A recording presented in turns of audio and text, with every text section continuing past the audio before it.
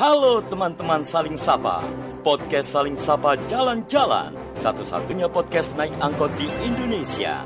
Tayangan aneka info menarik di YouTube channel Taufik Sagwanto. Like, share, and subscribe.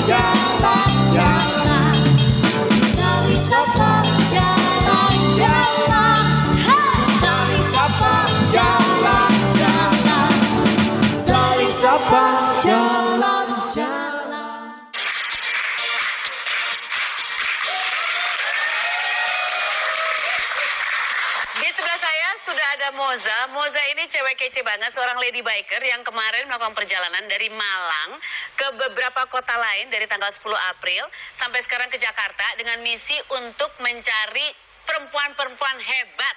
Keren banget. Dan mau diakhirinya kapan nih Moza? Ini kan soalnya ntar ada Ladies Biker Internasional, jadinya saya pending dulu, pulangnya ntar pulang paling itu tanggal 5 Mei saya gas lagi balik Malang seperti itu. Balik Malang dan nanti katanya mampir ke Jepara. Betul. Tempat Raden Ajeng Kartini lahir ya. Ya. Hebat sekali. Ketemu siapa aja Moza? Sudah ketemu perempuan-perempuan seperti gimana? Kalau di Tulungagung saya bertemu dengan nenek pemecah batu. Oke. Ya. Terus kalau di Ponorogo saya ketemu sama ibu yang kuli panggul.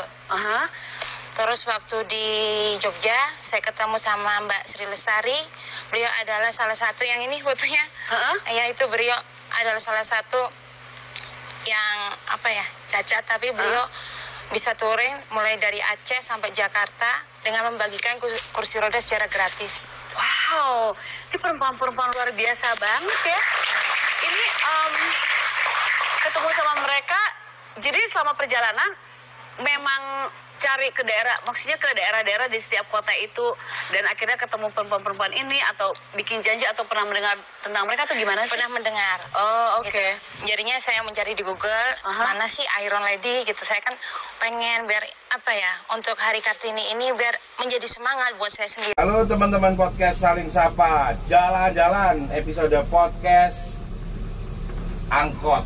Nah, episode kali ini ya kita ketemu sama yang nyala-nyala merah-merah gitu kan. Tapi sosok ini adalah sosok yang eksistensinya sudah diakui gitu. Bahkan 7 tahun lalu sudah tayang di acara Sarasehan di Net TV. Jadi saya perkenalkan beliau, the one and only. Siapa Mbak Yu? Mozazi. Mozazi. Kayak ya. Kayak siapa namanya Bang? Itu siapa sih? Saya lagi usulin. Siapa? Nah, siapa namanya Bang? Selendang. Selendang jadi. Oh ya, kayak jadi itu model-modelnya. Jadi buat aku gini. Awal mula dirimu sebagai lady bikers yang sudah mengelilingi Indonesia, saya nyebutnya karena apa? Beliau sudah mengelilingi tempat-tempat di titik di Indonesia mulai dari Sabang sampai Merauke ya. Yang diawali tahun berapa itu? Kalau mulai touring keliling Indonesia itu tahun 2015. Tahun 2015 sampai tahun 2019. Jadinya sebelum pandemi ya? Sebelum pandemi. Jadi pandemi benar-benar berhenti? Berhenti. Lebel ya? Lebel. Jadi beliau ini saya sempat miss gitu loh. Aku pernah lihat ada interview di mana gitu, ternyata yaitu di sebuah tayangan Sarasehan tuh ya. Dan itu buat aku istimewa banget, ternyata arek Malang gitu. Dan awal mulai apa sih naik motor itu apa langsung bisa naik motornya itu dulu atau memang benar-benar meng-create motor di awal sebelum mau keliling Indonesia atau gimana ceritain di awal? Awalnya itu gini, aslinya kan katanya orang kampung, aku tuh juga jualan. Jadinya dari situ suka tantangan. Mas Puling paling ya apa? Mas Parto. Ya itu, terus habis itu pengen tantangan, terus habis itu pengen punya motor, dari SMA pengen punya motor. Akhirnya keturutan di tahun 2010 apa 11 itu saya ngeridik motor yang saya ajak keliling Indonesia itu. Jujur aja langsung saya ngeridik motor. Dan dari situ saya bukan hanya pengennya tuh kayak touring, kalau biasanya banyak teman-teman kan touring sampai sama klub, teman klub. Terus ada yang touring cuma ke tempat ini terus pulang gitu. Betul, tapi kalau saya itu harus ada misi yang disampaikan. Makanya. Wah, misinya apa ya? Sebenarnya kalau misinya itu dulu itu tentang pernikahan dini, pendidikan, seperti itu. Oke, jadi ngasih info ke teman-teman di pelosok negeri sana bahwa kalau bisa tidak menikah di dini usia ya. Betul. Terus sama apa lagi? Sama pendidikan, karena kesadaran terhadap pendidikan. Betul. Karena selama saya kan tinggal di Jago dan mohon maaf, ibu saya adalah korban pernikahan dini, dan waktu SD saya sempat juga dilamar. Jadi dari situ kayak dongkol banget ketika kita masih bermain, kita berhak untuk tontonan, terus kita tiba-tiba ada orang yang pengen nikah melamar kita, tuh kayaknya sedih banget. Jadinya itulah adalah sebuah bentuk berontak hati saya. Jadi awalnya tuh ini ya Pak, karena pernah ngalami sendiri SD dilamar, terus pernah lihat sendiri ibu adalah salah satu pelaku pernikahan dini gitu ya. Meskipun katanya orang udah biasa, itu tahun dulu tuh emang orang udah masih kecil udah dinikahkan. Ibu saya kan SD udah dinikahkan, belum lulus katanya gitu. Terus habis itu saya kalau menginginkan emak bilang gini, coba emak Dian pasti urutnya wae dhewe penak. Dari situ kata-kata itu kayak hatiku luar. Jadinya gitu. Jadi dalam bahasa Indonesia hatiku sakit. Iya. Slebel.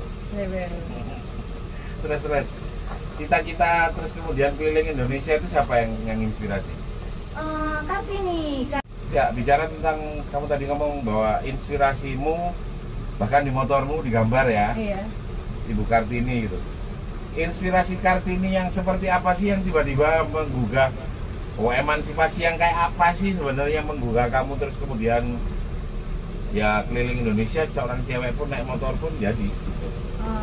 Pertama kan beliau itu menolak pernikahan dini, nikah siri, seperti itu. Terus memperjuangkan pendidikan, bahwa perempuan itu juga berhak menerima pendidikan yang layak sama seperti laki.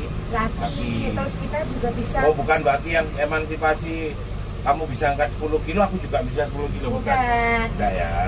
Emansipasi kan biasanya kebanyakan orang menuntut haknya sebagai perempuan, saya juga bisa, tapi jangan lupa sama kewajibannya kita sebagai perempuan. Oke, emansipasi perempuan ala Indonesia ya. Iya.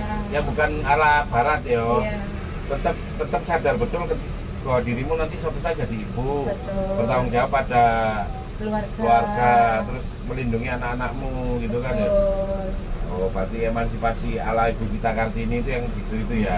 Bukan yang kamu cowok bisa ngangkat 10 kilo, aku juga bisa 20 kilo juga ya.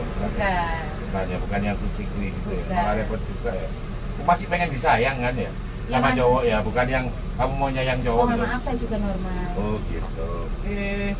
Keren. Jadi inspirasi dari Kartini, dan jelas sekali, clear sekali bahwa emansipasi menurutmu adalah ya emansipasi dalam dunia pendidikan, persamaan hak di masyarakat itu ya malahan ya, bukan yang fisik ya. Bukan. Oke, terus kebetulan kan saya kan motor saya cowok, saya perempuan. Dan ketika saya terjun di teman-teman motor, komunitas motor, ala wedok, masa wani touring, masa anu gak kuat, lemah gitu. Jadinya touring keliling Indonesia itu adalah, maaf ya kalau ini ambisi, itu pembuktian buat para bikers, para laki-laki bahwa ini loh perempuan juga bisa. Kalau mau duniamu itu sebenarnya duniaku juga gitu ya. Oke, karena saya juga lupa saya pernah pinjam motor jenengan. Gak apa-apa, keren loh, keren. Jadi sebenarnya nggak ini lagi ya, nggak konteks lagi ya kalau biker itu mainannya cowok gitu ya. Bukan. Cewek pun juga bisa ya. Bahkan dirimu nggak ada pengawal ya? Nggak ada. Keren tuh. Tapi ketika keliling Indonesia itu kan saya step by step. Oh, mau ke kota mana, ngabarin anak motor di daerah situ.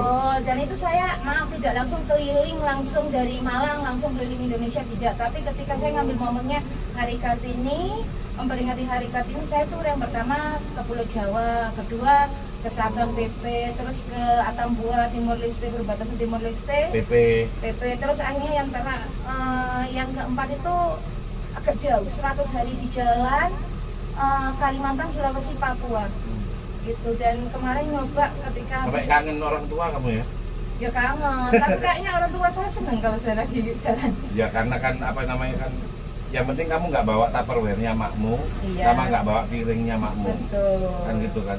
Iya. Terus selama di jalan yang paling narik perhatianmu atau yang paling bikin kamu nggak lupa itu momen yang pas kamu kemana gitu? Ke Papua. Oh, terus. Karena yang menarik apa itu? Perjuangannya karena harus 100 hari dan jalannya ya kalau jalan. Iya, jalannya, terus penduduknya, warganya kan beda banget dengan Jawa. Kulturnya beda, ya. Terus. Tapi welcome nggak sih mereka ke kamu? Alhamdulillah welcome, gitu, baik-baik. Bahkan maaf nih ya, yang ketika mengkondisikan saya di sana itu kebanyakan orang Jawa. Jadinya ternyata Malang, jadinya Arema itu ada di mana-mana. Saya baru tahu ini. Oh ya, jadi ini bukti teman-teman, dia membuktikan bahwa sampai tanah Papua pun teman-teman Malang itu ada di mana-mana ya. Betul. Ternyata ya. Bermodalkan dia jadi Arema sebagai seorang arek Malang itu, dia kemana-mana pun nggak kesepian ya. Betul. Kemana pun ketemu ya memang. Terbukti itu ya. Terbukti, pasti ada Arema. Kemanapun ya. Pasti ada teman-teman motor juga tentunya. Mereka mau hidupnya susah, senang, cukup, kurang, biasa, tapi tetap mau support temennya ya. Betul. Ya, itu keren, itu yang satu lagi yang bisa jadikan inspirasi bahwa kesetiakawanan itu di kota kami luar biasa gitu. Apalagi kalau jauh ya. Betul. Kalau merasa sama-sama jauh dari tempat kita berasal itu berasa banget apa namanya kekerabatannya itu. Iya. Sampai itu disambut sama teman-teman Arema yang di Sampit, itu ada keren-keren pokoknya Arema dan teman-teman bikers yang ada di Indonesia. Yang kemudian yang di Sabang, pertama kali nyampe di Sabang itu gimana sih perasaanmu? Ini loh yang dinyanyikan orang Sabang. Dari Sabang sampai kan selama ini baru di lagu. Terus kamu benar-benar di 0 kilometernya Indonesia piye rasanya? Senang sih, apalagi dengan maaf ya, ini kan Moza yang belum berhijab. Terus ketika kita masuk di Aceh, di Aceh kan harus berhijab. Dan ini kan juga banyak, ketika saya sebelum masuk daerah Aceh itu kan katanya kebanyakan daerah ini daerah apa, kalau ada gerakan Aceh Merdeka, konflik saat itu ya. Jadinya hati-hati Mbak kalau lewat sini, dan jarang ada lady bikers sendiri yang berani lewat jalur situ. Saya itu kalau nggak salah lintas selatan apa gimana gitu loh, sendirian. Saya sih kan, menurut saya orang Malang yang nggak tahu daerah mana tak suruh durai. Tapi kalau orang mau tahu ya nggak berani lewat situ sendiri. Ya itu untungnya, satu orang nekat, kedua orang nggak tahu. Jadi nggak, ya tenang-tenang aja ya. Terus sempat kecelakaan juga waktu perjalanan ke Sabang di Sungai Lilin. Kecelakaan apa itu? Tunggal. Terus alhamdulillah dibantu teman-teman motor udah bisa jalan lagi kayak gitu. Nggak begitu parah, cuma ketibanan motor. Di Sabang kamu berarti kan pernah lihat banyak motor-motor CBU ya? Ya BSA, yang klasik-klasik gitu kan. Sabang kan masih dijaga kan kelestariannya. Betul. Yang khas lagi dari semua tempat yang kamu datengin di pulau-pulau besar di Indonesia, selain dari Papua, kalau di sana itu akhirnya kamu belajar tentang bagaimana teman-teman dari Malang itu meskipun jauh di sana tapi tetap support. Di mana lagi yang berkesan banget buat kamu? Sumba. Sumba mana ini? Sumba, pokoknya timur ke barat udah. Tapi kalau di Sumba kan sama aja, kayak budayanya itu kuat banget, senang. Dan dulu sebelum saya ke Sumba itu ada yang bilang, salah satu bakers gini, Za, di sana itu belum ada bakers yang masuk sana gitu. Terus saya callingan lagi sama teman saya yang udah pernah ke Sumba, ada aja aku kemarin dari sana cuma cowok, ini cewek sendirian. Nah kebetulan pas tanggal itu juga puncaknya cuaca buruk Indonesia, jadinya laut ya. Betul. Pas saya dari Aimere kan mau dari Kupang udah selesai di Mokeste, tapi mau ke Sumba itu cuaca buruk dan itu ombaknya lumayan. Terus dari sana saya motor saya itu dempetannya itu ketika parkir di bukan sandingannya motor tapi babi. Asik gitu. Tapi babi. Habis babi itu tak kirain tuh kalau biasa ya, ini kan kita podcast angkot macet biasa nanti bisa ngetem. Tapi yang pernah ketika ke Sumba itu kapal ferinya macet. Terus langsungnya ada yang teriak, ternyata setelah itu bukan orang, tapi yang teriak muntah-muntah, jadinya yang muntah-muntah yang mabuk laut bukan orang ya, tapi jadi ya gitulah pengalamannya sih. Ya kan buat orang Jawa kan asing kan, kalau dia sampai babi sebanyak itu kan, kalau buat kita orang di Jawa kan susah sudah ya lihat babi banyak. Dan planning ke depan mau kemana nih? Pengennya ke Mekah. Wow, mau umroh? Insya Allah. Tahun berapa tuh? Pengennya tahun depan, terserah Allah manggilnya kapan sih, biasanya kan itu panggilan. Iya. Wah, mau ada yang mau pengen langsung berhijab di Mekah ini ya? Insya Allah. Wah, asik. Jadi otomatis itu berapa ratus kilo tuh ya ke sana ya? Berapa puluh kilo itu ya? Banyak kilo, cuma kalau dulu saya sempat koordinasi sama teman saya yang udah touring ke sana yang bawa anaknya. Oh iya, yang naik NMAX. Iya betul, itu kan beliau ke sana bawa NMAX itu 10 negara. 10 negara dan setelah saya tanya lagi, pokoknya cari info buat ke sana modalnya sekitar 200 juta dulu sebelum pandemi. Tapi nggak tahu lagi setelah pandemi, administrasi keluar masuk negara, keluar masuk kota di luar negeri kan itu yang dipikirkan. Jadi jangan dipikir kalau kita naik motor itu ke Mekah itu malah lebih murah ya.